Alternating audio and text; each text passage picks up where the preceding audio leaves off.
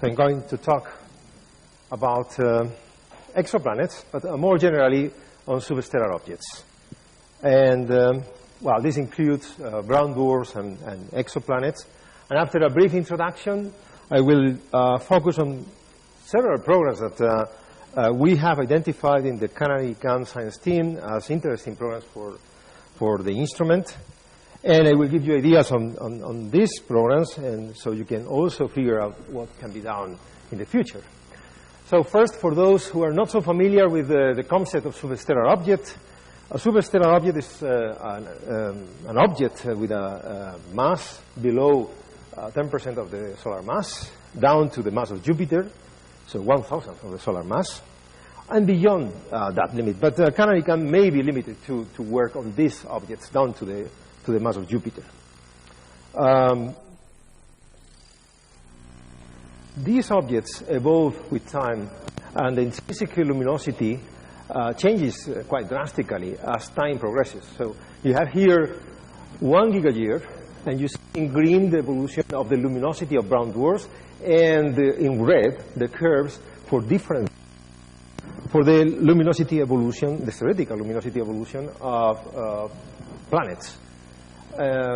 They become extremely faint, as you can see. So it will not be easy to detect exoplanets with CanariCam, but as you will see, I think there is an opportunity for detection, direct detection of this.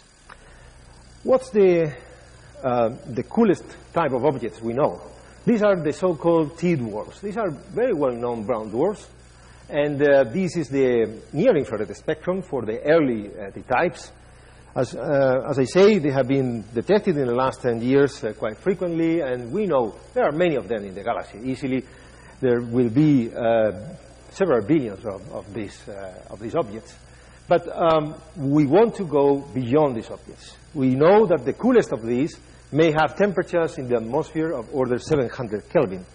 With CanariCam, we want to go beyond and enter the domain of lower temperatures, lower atmospheric temperatures. The step from the 700 Kelvin to temperatures below 200 Kelvin. So temperatures that you will find in our solar system, possibly we could get close to the temperature of Jupiter. Okay. So what do we expect to find in that domain? Well, only theory can guide us about this. But in this diagram, you see that corner there is the domain of the T-dwarfs. And this diagram, which shows effective temperatures here and gravities here, and for, thank you. Thank you.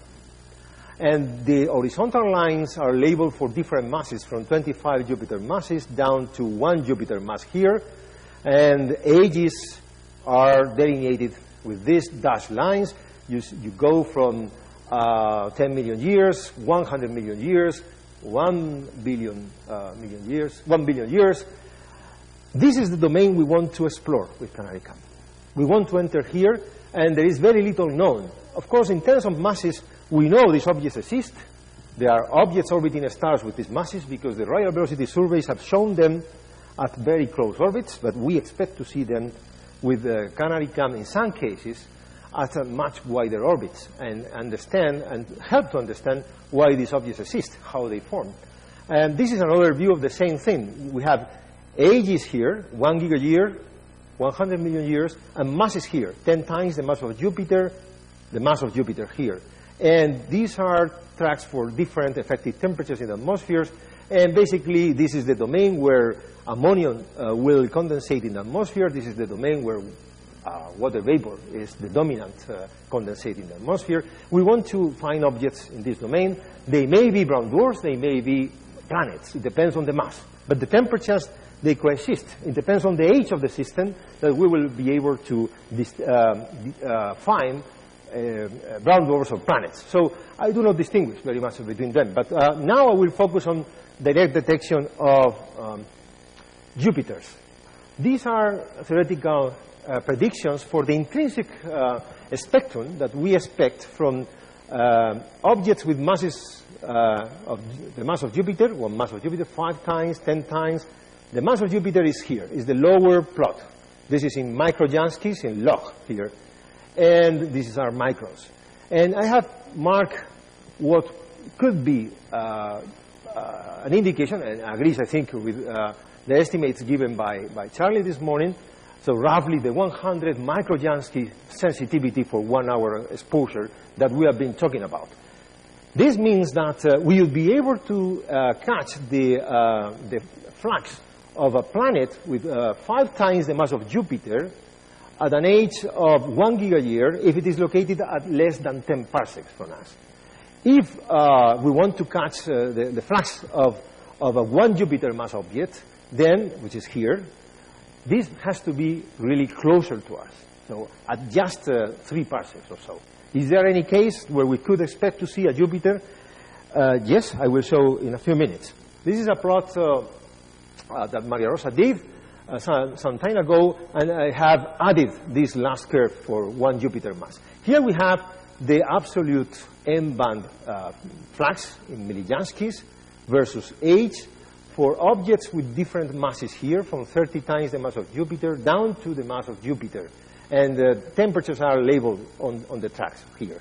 So the important thing is that through Jupiter, we have never seen, I mean, astronomers have never seen a Jupiter in other systems, okay? We have inferred the presence of hot Jupiters, or we have seen super Jupiters in direct imaging, but we have not seen a truly Jupiter, not yet.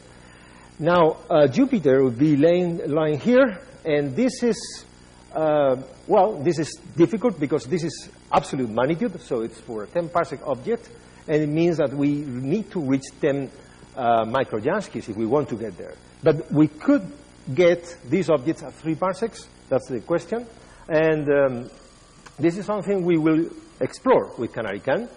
Some of the programs that we think could be carried out in the next years are listed here. For instance, a volume-limited survey for super Jupiters or even Jupiters around all the stars that are in the northern hemisphere within 4 parsecs. This could show nearby Jupiters in direct imaging. We could search absolutely young L and T dwarfs in the solar neighborhood, or any of the known L and T dwarfs, which are very faint objects. While here we may have problems with the coronagraph, and coronographic issues are, as you heard this morning, may limit our capability to detect very faint objects very close to strong sources. The stars in this survey will typically show fluxes of 1 Jansky, while our objects, our planets, our faintest objects will be of order 100 microjansky, so 10 to the 4 contrast. Around these other objects, which are very faint, we don't have any problem on contrast, because these are already very faint. And there are some of them within 10 parsecs that we could observe. We could try to find super Jupiters around very young stars in the solar neighborhood. Very, very young means of order 100 million years. We could make a number of programs, even detecting proto-brown dwarfs or resolving well-known Spitzer substellar sources. There are a number of things, but I will present in detail only a few of these cases, just to give you a flavor. The first one is the volume-limited survey. We can observe about 30 stars within 4 parsecs and search for this kind of exoplanets in direct imaging around them. We can confirm the physical relation between any candidate and the target by observing in second epoch, because these objects move very fast in the sky, so through proper motion we would easily identify common proper motion companions. And, well, the total program may require, for the first epoch, some 30 hours. And we will be getting to this domain of super Jupiters around objects which will, in average, have ages of 4 or less gigayears. Current near-infrared surveys that are performed with adaptive optics in the largest telescopes can also enter this domain. But they are limited because of the contrast, and I think you cannot see this very well, but the string adaptive optic systems at 10-meter telescopes and imaging with Hubble Space Telescope can provide, at 1 arcsecond, can provide contrast of as much, 10 to the 7, 10 to the 8. And this is not sufficient to see Jupiters, actual true Jupiters. They could see, and they have found, super Jupiters at very short ages. These are examples of candidates For instance, you can see an object here which is 11 magnitudes fainter than the star, or you can see an object here which is 13 magnitudes fainter than in the K-band than the star, and these are separated by just 3 arcseconds, 2 arcseconds. This is performed in the near-infrared. We can get closer with CanariCam and be sensitive to lower masses. If these were companions of this star, we could get closer and deeper in terms of masses of the objects. Yes?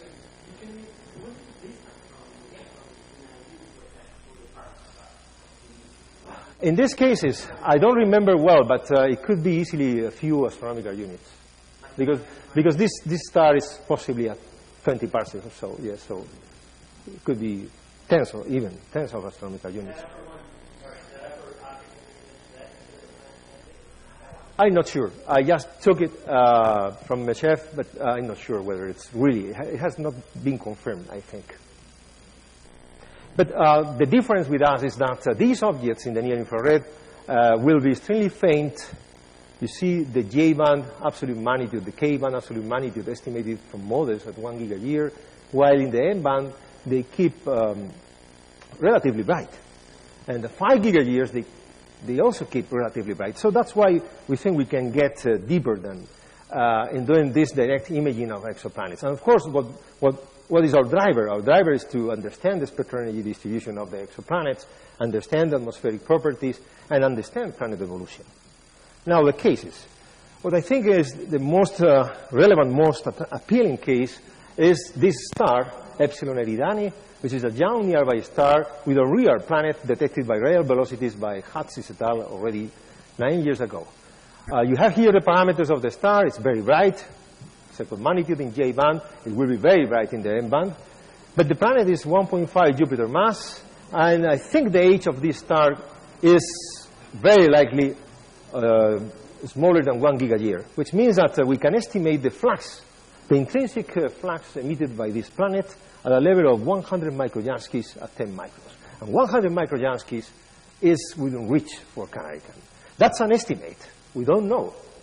We estimate the mass from the radial velocity curve. This is a lower limit to the mass. And I'm not considering here the effects of reflected light at 3 astronomical units from the star, which will be important and will help us to detect the planet. So I think this is an extremely good candidate, not easy, because it's a 1 arcsecond separation from the primary, and the primary is a source with 1 Jansky flux, or roughly 1 Jansky flux at 10 microns. So the contrast is 10 to the 4.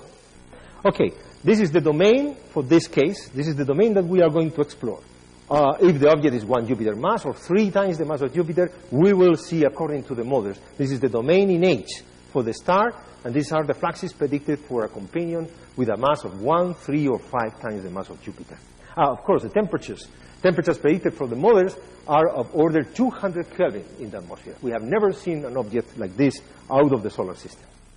Another case where the contrast will not be so critical, but it's very, very easy for CanariCam to do a new search here, is this well-known, the first T-type brown dwarf discovered around a nearby star. So we could do imaging with CanariCam to search for companions. Some of these objects are binaries. We know the frequency for binaries here, but we could find companions at 5 or 6, this is 4-point-something parsecs from us. And we could find companions of a few times the mass of Jupiter around this object just using CanariCam and deep integrations, several hours deep. We would enter this domain here. A few gigayears H, sensitivity is again of order 100 microjansky. Then we go into this domain here where we could find objects with masses 5 times, 10 times the mass of Jupiter as companions to the T-dwarf there. We could do similar things for young nearby Earth dwarfs. This is another example that we discovered a long time ago, and we could explore the vicinity of this object with CanariCam. There are many other objects that we could select for this kind of surveys. In this case, we will be exploring this domain of this diagram here. And finally, the last case that I will show is based on the recent discovery of a planetary system directly imaged by telescopes like Gemini using adaptive optics in the near infrared. I took this because this is observable from our observatory. So we could do follow-up work of planets that are already well known. You see, this is the coronographic mask for the star, and this is 0.5 arcseconds. So there are planets C, B, C, and D here. And this is a very young star, an A-type star with an age of 60 million years and at a distance from us of about 40 parsecs. So we could monitor this. We can detect these planets with CanariCam. We can do that relatively easy. They enter in the domain where we are sensitive enough. These are the masses estimated from the near-infrared data, 10 times the mass of Jupiter for planets D and C, and 7 times the mass of Jupiter for planet B. They have been confirmed through proper motion follow-up. And indeed, they are very interesting targets for follow-up with CanariCam. What we could do is also detect, through monitoring of these objects, routine monitoring could show whether these objects are in the epoch of heavy bombardment that we have been talking about. In previous talks, we learned about the heavy bombardment epoch in our own solar system. We have the opportunity to investigate the heavy bombardment epoch in this kind of systems by doing monitoring and trying to detect changes, drastic changes in the magnitudes of these planets in the mid-infrared. And this is all. I think I leave you with the conclusions. Basically, I'm convinced that we can do, CanariCam can play a very important role in understanding exoplanets, brown dwarfs as well, and in particular, it could also be very, very helpful in understanding the epoch of late bombardment. And that would be completely a new domain that has not been explored before. That's it.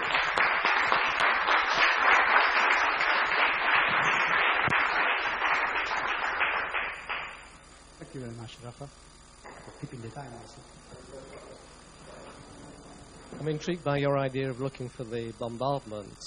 I mean, what kind of effects do you expect to see? Are these from comets falling in? Absolutely, yes. The equivalent to Shoemaker-Levy of Jupiter, but at a much higher rate. And of course, this depends on models for this. And Charlie, you may know better than me, what is the expected frequency of impacts in Jupiters that may have this age, of 60 times the 60 million years or 100 million years, that order.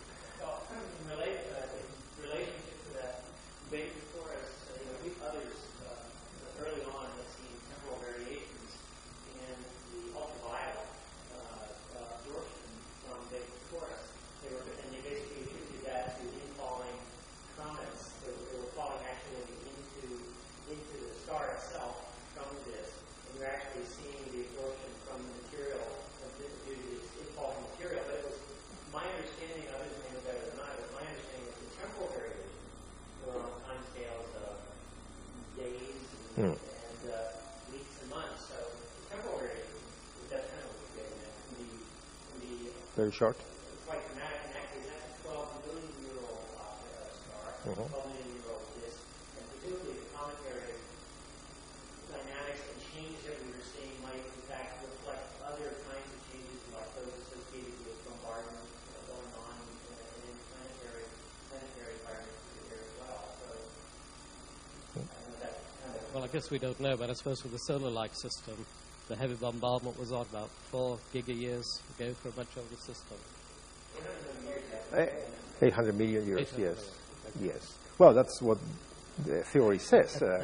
We want to see whether it started before in other systems, yes.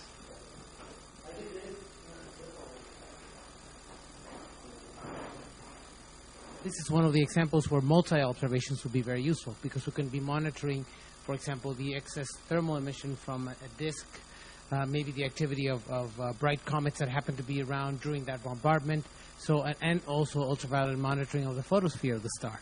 Yeah. So we may be able to link different observations, and I can think of at least 2 of them that can be made with CanariCam. You know, the actual temperature of your planets and the excess emission at 10 microns. Yeah.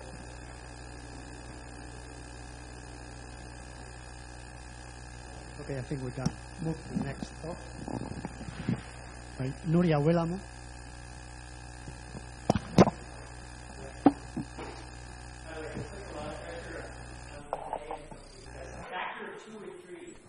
Factor of 2 or 3 difference in the performance of the telescope will open up or be closed. And this whole regime, we're right on the ragged edge of this whole regime of being able to detect lots of planets.